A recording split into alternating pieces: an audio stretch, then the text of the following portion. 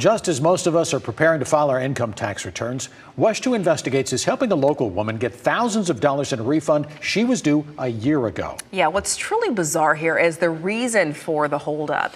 It's a WESH 2 exclusive as investigative reporter Greg Fox fights to revive this woman's chances of getting her money. $1.1 trillion. That's how much the government pays in annual income tax refunds. But Robin Atkinson of Brevard County hasn't seen a single dime of the thousands that she's owed. I am at my end. I just don't know what to do. Her tax agency tried to e-file for the amount of 2021 taxes that she's owed, nearly $7,000. But the IRS declined to accept the return, telling her tax filing service Robin was officially listed as dead.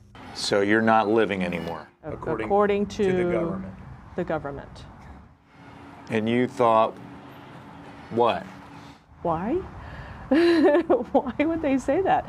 The first thing Robin did, of course, was pick up the phone and call the IRS. An agent told her, yes, according to their records, she was deceased. They sent her to the Social Security Administration, where customer service promised they would clear everything up with the IRS. Again, by phone, an IRS agent told her to send a hard copy of her return and she would get her money within 30 to 60 days. That was last April.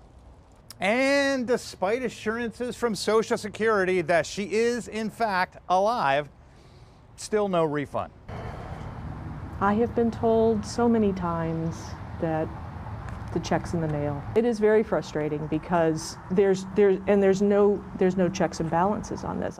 It took 11 months from the start of Robin's ordeal for Social Security to provide her written proof she's alive. Writing in January, Social Security record does not show a date of death for Robin L. Atkinson. But then another letdown when she received a letter from the IRS dated February 7th saying, we need an additional 60 days. I am on hold and I am waiting. The IRS Taxpayer Advocate Service tells WESH 2 Investigates is trying to help Robin, saying, our case advocates do their best to help taxpayers resolve their account problems as quickly and comprehensively as possible. But in light of the volume of cases we handle, we are not always perfect. Our research proves Robin is in the company of many Americans fighting to get refunds because SSA has them listed as deceased. Y'all use my Social Security number on a deceased person on their death certificate. And I said, I am not deceased. Sherry Ellis of Texas not only couldn't get her refund, but also her Social Security checks for months. According to SSA, of the 2.9 million death reports received each year, 7,000 to 12,000 people are erroneously recorded as dead.